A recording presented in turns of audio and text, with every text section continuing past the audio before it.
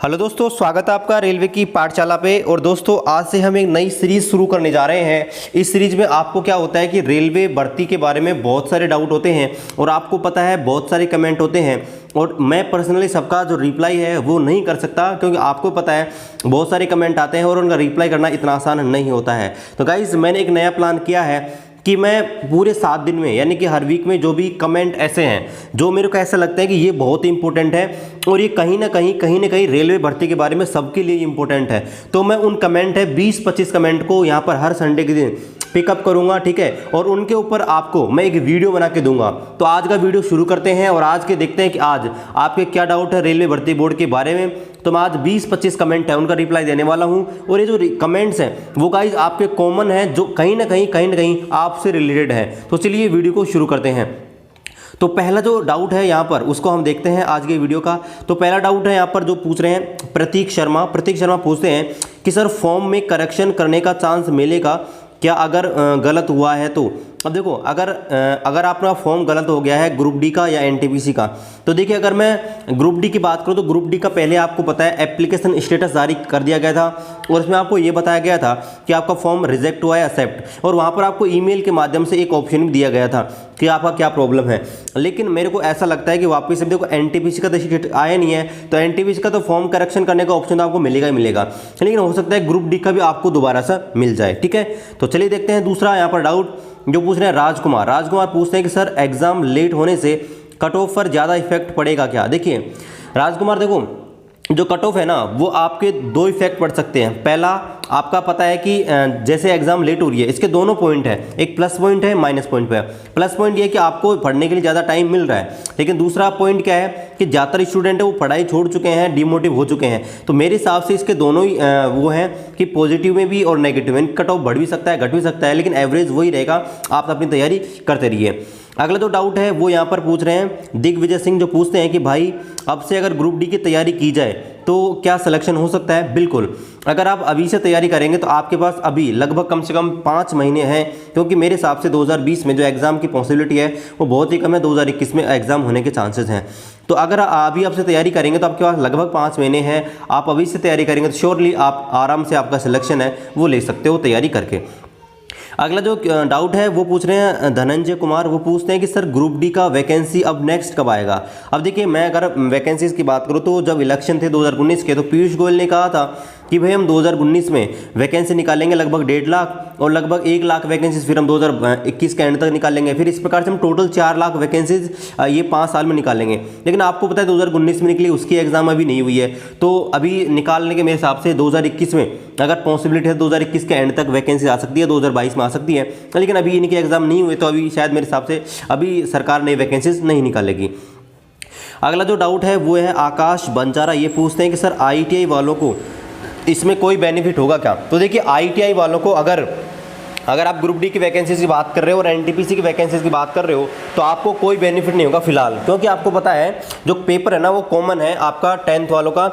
ITI कर रखी हो या नहीं कर रखी हो इससे कोई बेनिफिट नहीं होगा, कट ऑफ आपकी सेम रहेगी। लेकिन हाँ, अगर आप सिलेक्शन ले लेते हो ग्रुप डी के अंदर तो आपको बाद में प्रमोशन में, मान लीजिए आप ALP टेक्नीशियन बनना चाहते हो तो ITI अगर आपके पास है तो प्रमोशन में आपको बेनिफिट होगा। लेकिन ऐसा नहीं है कि आप जहाँ पे ग्रुप डी की तैयारी कर रहे हो ग्रुप डी के लिए ITI वालों की कट ऑफ कम जाएगी या जो 10th पास उनकी ज़्यादा जाएगी, ऐसा बिल्कुल भी नहीं है। अगला जो डाउट है वो यहाँ पर भास्कर दास पूछ रहे हैं कि मैं ग्रेजुएशन अप्लाई किया हूँ, मैंने ऑल पोस्ट अप्लाई की दिया है, मेरा CBT 2 कितने बार होगा। तो देखिए CBT 2 के ऊपर स्पेशल वीडियो मैंने बना दिया है, तो आप ऊपर आई बटन आपको दिख रहा है, यहाँ से आप देख सकते हैं कितना CBT होगा। एनटीपीसी के बारे में मैंने आपको पूरी स्ट्रेटजी है वो यहाँ पर बता दी है। अगला जो डाउट है वो है अमरदीप कुमार पूछ रहे हैं कि हम तो भैया गणित, रीजनिंग और GK GS घटना चक्र का प्रीवियस ईयर पढ़ रहे हैं, क्या ये हेल्पफुल होगा या समय बर्बाद होगा। देखो मैं आपको एक स्ट्रेटेजी आज की एक वीडियो में बता दूंगा कैसे आप सिलेक्शन ले सकते हैं बहुत ही बेहतर तरीके से।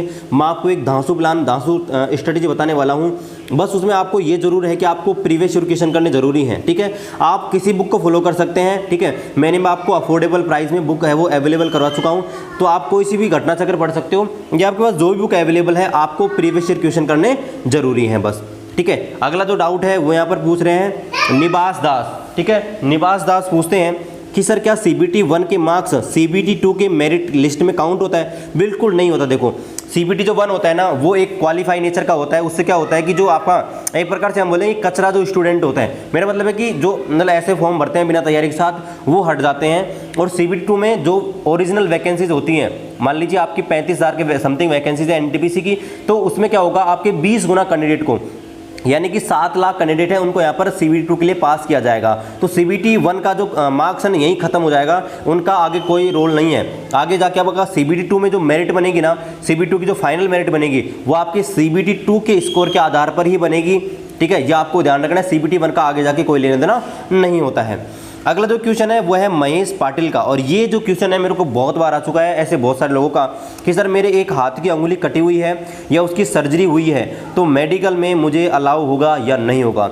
और गाइस, इसके लिए मैं आपको एक चीज़ बता देना चाहता हूँ कि ऐसा देखिए मेरे साथ वालों का ऐसा कोई केस हुआ नहीं था, लेकिन एक लड़का था, उसके हाथ में रॉड डली हुई थी, है ना, मेरे को पता है उसके हाथ में रॉड डली हुई थी, लेकिन उसका डॉक्टर ने वहाँ पर कुछ नहीं कहा था उससे कि आपकी ये समस्या आपको मेडिकल में बाहर किया जाएगा। इसका मेरे को कुछ प्रूफ भी मिल जाता है तो मैं आपको आगे बता दूंगा कि आपकी अंगुली कटी हुई तो आपको प्रॉब्लम होगी या नहीं होगी। फिलहाल मेरे हिसाब से आप तैयारी करते रहिए, आपको कोई प्रॉब्लम नहीं होने वाली है। अगला जो डाउट है वो पूछते हैं रजनी श्रीवास्तव, पूछ रही हैं कि सर RRB NTPC या रेलवे कि कोई भी एग्जाम हो, प्रीवियस ईयर के क्वेश्चन कितने % रिपीट होते हैं? देखिए प्रीवियस ईयर क्वेश्चन है ना, वो बहुत ही इंपॉर्टेंट होते हैं, स्पेशली मैथ्स और रीजनिंग।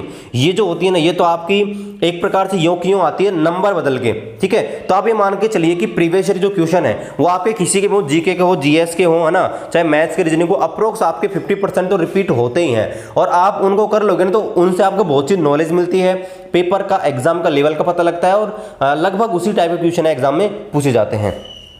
अगला जो डाउट है वो यहाँ पर सतीश कुमार, डाउट नहीं है ये, थैंक यू बोल रहे हैं कि सर मैं आपकी जो रेगुलर सीरीज आप जो डालते हो साइंस की डेली प्रीवियस ईयर, उसका वीडियो देखता हूँ, तो अब मेरे 25 में से 20 प्लस अंक आ रहे हैं। तो मैंने आपसे खुद कहा था कि अगर आप हमारी सीरीज को कंटिन्यू देखोगे तो आपकी जब ये सीरीज खत्म हो रही होगी, आपके 25 में से 20 प्लस अंक हैं वो आपके साइंस में आना शुरू हो जाएंगे। और मैं बहुत ही खुश हूँ कि मेरी जो सीरीज है ये आपके लिए हेल्पफुल हो रही है। अगला जो डाउट है वो भरत शर्मा पूछ रहे हैं कि सर क्या 2 से 3 मंथ में स्टडी करके NTPC निकला जा सकता है? देखो NTPC के लिए आपको 2-3 महीने तो क्या मतलब थोड़ी तैयारी तो आपको ज़्यादा करनी पड़ेगी, लेकिन हाँ अभी देखो अगर एग्जाम का कोई शेड्यूल नहीं आया तो आपके पास कम से कम 5 महीने हैं, 4-5 महीने, और आप इजीली जो CBT 1 है उसको क्वालिफाई कर सकते हो। CBT की जो कट ऑफ वो थोड़ी कम जाती है, 20 गुना कैंडिडेट को लिया जाएगा, तो आप तैयारी करिए बिल्कुल भी। ठीक है, अगला देखते हैं। यहाँ पर जो है जस्सी वर्मा पूछ रहे हैं, सर जी मुझे एक बात पूछनी थी आपसे कि मेरे रेलवे ग्रुप डी का फॉर्म ITI के बेस पर भरा है, मेरिट अलग जाएगी क्या? बिल्कुल नहीं, मेरिट सेम जाएगी। अगर आपने ग्रुप डी का फॉर्म 10th पास भरा है या ITI से भरा है, आपकी जो मेरिट है वो सेम ही जाने वाली है, आपको कोई बेनिफिट नहीं होगा ITI का। ठीक है, तो अगला यहाँ पर पूछते हैं कि यहाँ पर देखो जस्सी वर्मा का ही डाउट है अगला भी, सर जी मेरे दाएं हाथ की अंगुली कटिंग है जो कि हाफ है, कोई प्रॉब्लम नहीं होगी? तो इसका रिप्लाई मैंने थोड़ी देर पहले कर दिया है। अगला जो डाउट है वो दीपक कुमार पूछ रहे हैं कि RRC group D form cancel हो गया है, मॉडिफिकेशन लिंक आएगा या नहीं? तो देखिए दीपक कुमार, आपको मैं बताना चाहता हूं कि देखिए फिलहाल आप ये एक्सपेक्ट कर सकते हो कि बहुत सारे लोगों का फॉर्म है वो रिजेक्ट हुआ था और उन्होंने उस टाइम में मेल करने के लिए बोला था, लेकिन ऐसा कोई लिंक वहां पे दिया नहीं था। मेल के माध्यम से आपको बताना था क्या समस्या थी, लेकिन वहां पर ऐसा कुछ ऑफिशियल आया तो था, लेकिन ज़्यादा वो नहीं हुआ था। बाद में दोबारा बताया नहीं था क्या होना है नहीं होना, और उसके बाद में जो रेलवे की प्रोसेस है वो लगभग आपके रुक सी गई है, कुछ भी अपडेट नहीं आया था। तो आप मान के चलिए कि मेरे हिसाब से दोबारा आपको हो सकता है कि जो मॉडिफिकेशन लिंक है वो आपको दिया जा सकता है। NTPC का तो आएगा ही आएगा, लेकिन ग्रुप डी का भी हो सकता है आपको दोबारा से मॉडिफिकेशन लिंक है वो आपको मिल जाए। अगला जो डाउट है वो एक सर रेलवे में अप्रेंटिसशिप की भर्ती कब निकलती है? तो रेलवे में अप्रेंटिसशिप की भर्ती कोई फिक्स नहीं होती है, वो कभी भी निकलती रहती है। तो आप बहुत सारी प्राइवेट वेबसाइट हो, जैसे आपके सरकारी एग्जाम है, सरकारी रिजल्ट है, इन पर उनका अपडेट आपको मिलता रहता है। वैसे ऑफिशियल वेबसाइट है ना, उन पर भी अपडेट आता ही है, लेकिन वो क्या होते हैं, वो आपको सारे जो वेबसाइट होती है उनको एक साथ आपको कॉम्बाइन करके बता देती हैं, तो आप उनको विजिट कर सकते हैं। और वैसे इसका नोटिफिकेशन RRC की जो वेबसाइट आती है उन पर आता रहता है। सर मुझे 2 प्रॉब्लम है, एक तो स्टोन का ऑपरेशन हुआ है, मतलब स्टोन वाली पथरी हो गई थी, पथरी का डाउट हुआ है, पथरी का जो ऑपरेशन हुआ है वो हुआ है, और मेरे कलर ब्लाइंडनेस है, तो क्या मैं मेडिकल में फेल हो जाऊंगा?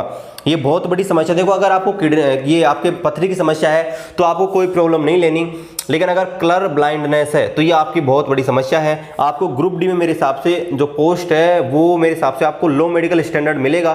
तो मैंने आपको एक मेडिकल स्टैंडर्ड के ऊपर वीडियो बना दिया, आप देख लीजिएगा कि वहाँ पर आपको कौन सा मेडिकल स्टैंडर्ड मिलेगा, है ना।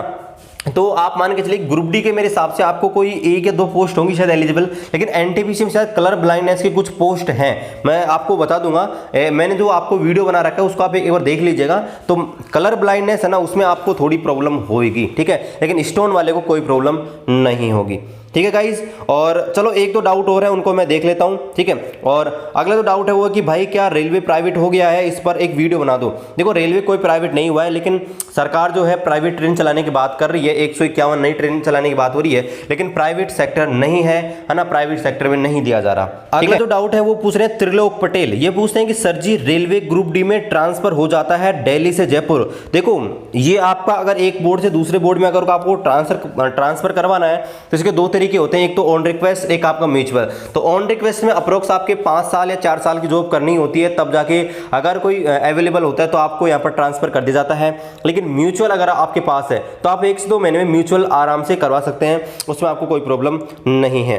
अगला जो है वो पूछ रहे हैं कुंतल दत्त, जो पूछेंगे sir 2019 railway group D general awareness के लिए क्या करें, वीडियो बनाइए। तो देखिए जीके के लिए आप अगर ग्रुप डी की तैयारी करें तो मेरे हिसाब से आपको ग्रुप डी में ज़्यादा नहीं पढ़ना, क्योंकि 10-12 नंबर की जीके आती है जो कि ईजी आती है, तो आप प्रीवियस ईयर कर लोगे ना। मैंने आपको जीके की बुक दे रखी है, वो आपको डिस्क्रिप्शन में मिल जाएगी, तो अगर आप उसको डाउनलोड कर लोगे, उसको पढ़ लोगे, तो उसमें आपके अप्रोक्स 4-5 हज़ार क्वेश्चन है, उनको आप कर लोगे जीके में, तो मेरे हिसाब से वो आपके लिए सफिशिएंट है ग्रुप डी के लिए। लेकिन एनटीपीसी के लिए आपको अलग से पढ़ना पड़ेगा।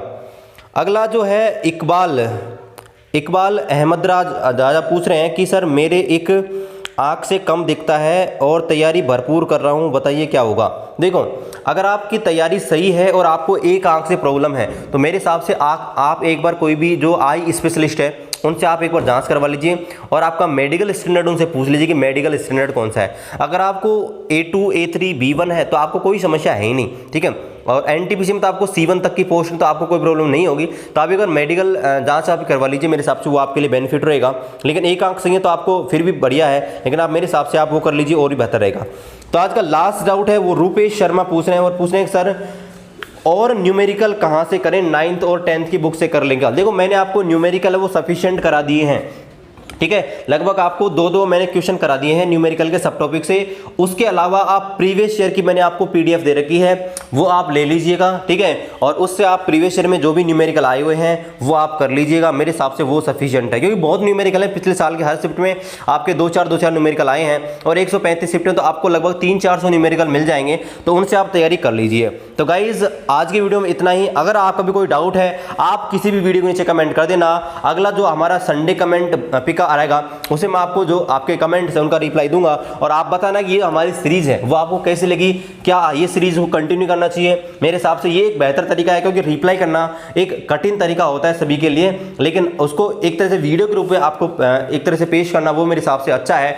तो आपका भी कोई डाउट है नीचे कमेंट कर दीजिएगा। मिलते हैं आपसे अगले वीडियो में, तब तक जय हिंद जय भारत।